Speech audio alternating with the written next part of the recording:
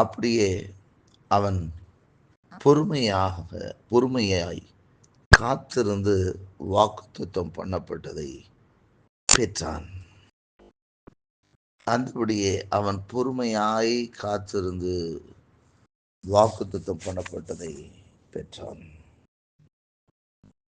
கர்த்தருக்கு மகிமை உண்டாகட்டும். நம்முடைய வாழ்க்கையில ரொம்ப அவசியமான ஒன்றை குறித்து ஆண்டவர் சொல்லுகிறார். பொறுமையாய் காத்திருத்தல்.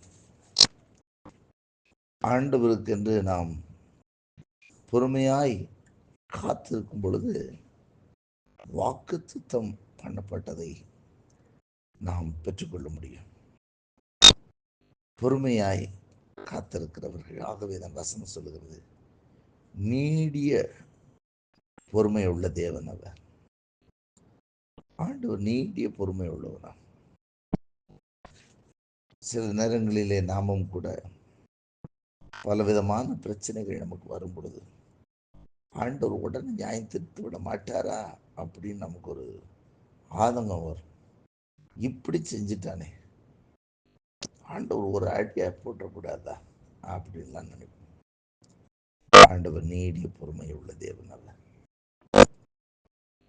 அவர் பொறுமையோடு செயல்படுவார்.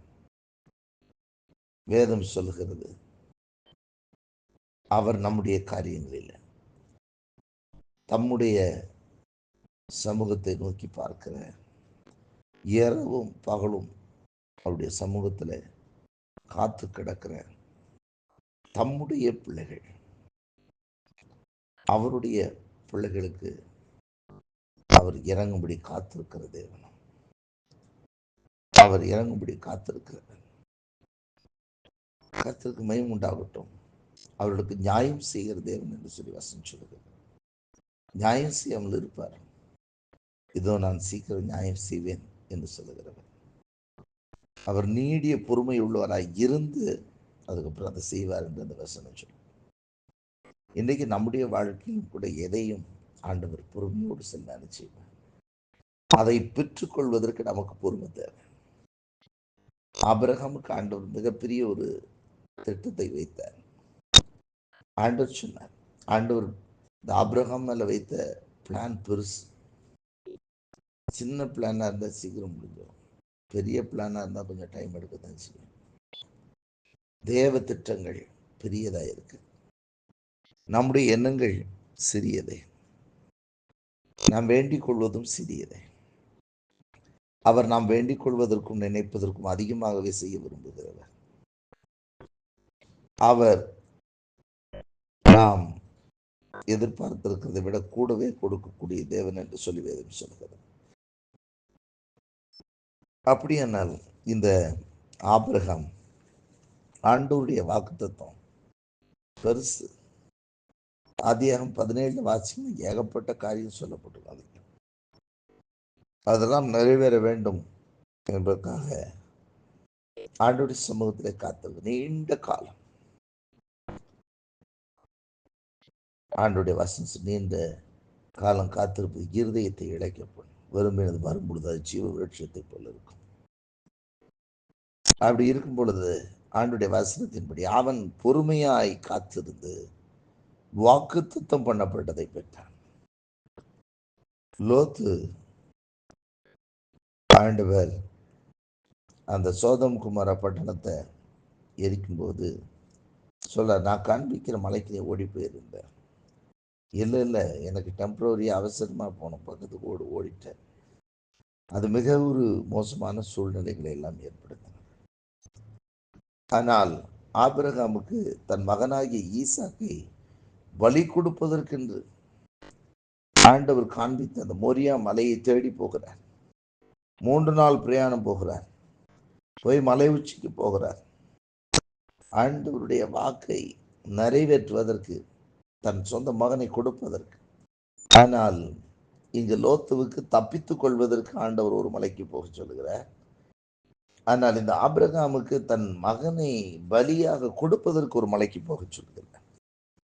ஆனால் இந்த ஆபிரகாம் தன் மகனை கொடுப்பதற்கு தைரியமாக அங்கே அந்த மலைக்கு போகிறார். ஆனால் இந்த லோத்து அந்த மலைக்கு போக பிரியம் கொள்ளவில்லை. அவசரமா டெம்பரரியா ஏதாவது நடந்தா போதும். இல்லை, ஆண்டுடைய தரிசனங்கள் நிறைவேறுவதற்கு நமக்கு பொறுமை தேவை. நமக்கு பொறுமை தேவை. உங்களுக்கு ஆண்டவர் வாக்குத்தத்தம் பண்ணப்பட்டது உங்களுக்கு நிறைவேறுவதற்கு பொறுமை தேவை. நாம் நினைக்கிறது நடந்துவிடும் என்று சொன்னால் அது சின்னதாகத்தான் இருக்கும். என்னுடைய எதிர்பார்ப்பு நிறைவேறினால் போதும் என்று சொன்னால் அது சிறியதாக இருக்கும். தேவ திட்டமெனில் நிறைவேறட்டும் என்று சொன்னால் அது பெரியதாகத்தான் இருக்கும். அதற்கு பொறுமை நமக்கு தேவை. நம்முடைய இது நடப்பது ரொம்ப எளிது. தேவ திட்டம் நம்மில் நிறைவேறுவது அது பெரியது. தாவீதுனுடைய வாழ்க்கையில ராஜாவாக வேண்டும். அந்த ராஜ நிலைக்கு அவர் போய் சேர்வதற்கு காலங்கள் எடுத்துக்கொண்டது. யோசேப்பின் தரிசனம் பெரியது. அந்த தரிசனத்திலே அவன் நிற்பதற்கு போக வேண்டிய பிரயாணம், நாட்கள், வருஷங்கள் பெரியது, நீண்ட காலங்கள். ஆகவே நாமவே ஒரு குறிப்பிட்ட நிலையை அடைய விரும்பும்போது அது எளிதாக முடிந்துவிடும். ஆனால் தேவனுடைய வாக்கு தத்தங்கள், ஆண்டவர் நமக்கு சொன்ன வாக்கு தத்தங்கள் நிறைவேற வேண்டும் என்று சொன்னால் அதற்கு பொறுமை என்பது ரொம்ப ரொம்ப அவசியம். ஆகவேதான் நீங்க தாவீது, இங்கே ஆபிரகாம் பாருங்கள், அவன் பொறுமையாய் காத்திருந்து வாக்குத்தத்தம் பண்ணப்பட்டதை அவன் பெற்றான். அவன் பொறுமையாய் காத்திருந்து வாக்குத்தத்தம் பண்ணப்பட்டதை பெற்றுக்கொண்டான். நம்முடைய வாழ்க்கையிலும் நாம் பொறுமையோடு காத்திருப்போம். அவர் நமக்கு வாக்கு செய்ததை நிறைவேற்ற அவர் வல்லவராயிருக்கிறார். அவர் பொய்யுறாத தேவன். எந்த சூழ்நிலையிலும் உங்களுடைய பொறுமையை விட்டுவிடாதிருங்கள். தைரியத்தை விட்டுவிடாதிருங்கள். நீடிய பொறுமையோடு காத்திருக்கிற எவருக்கும் அவர் தம்முடைய வாக்குத்தத்தத்தை நிறைவேற்ற வல்லவராயிருக்கிறார்.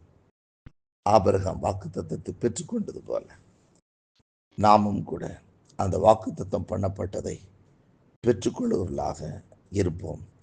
அவர் நம் மீது வைத்த திட்டம் மகா பெரியது. நம் திட்டம் அல்ல, தேவ திட்டம் நம்மில் நிறைவேறட்டும். பொறுமையோடு காத்திருப்போம். கர்த்தர் நம்மை மேன்மைப்படுத்துவார்.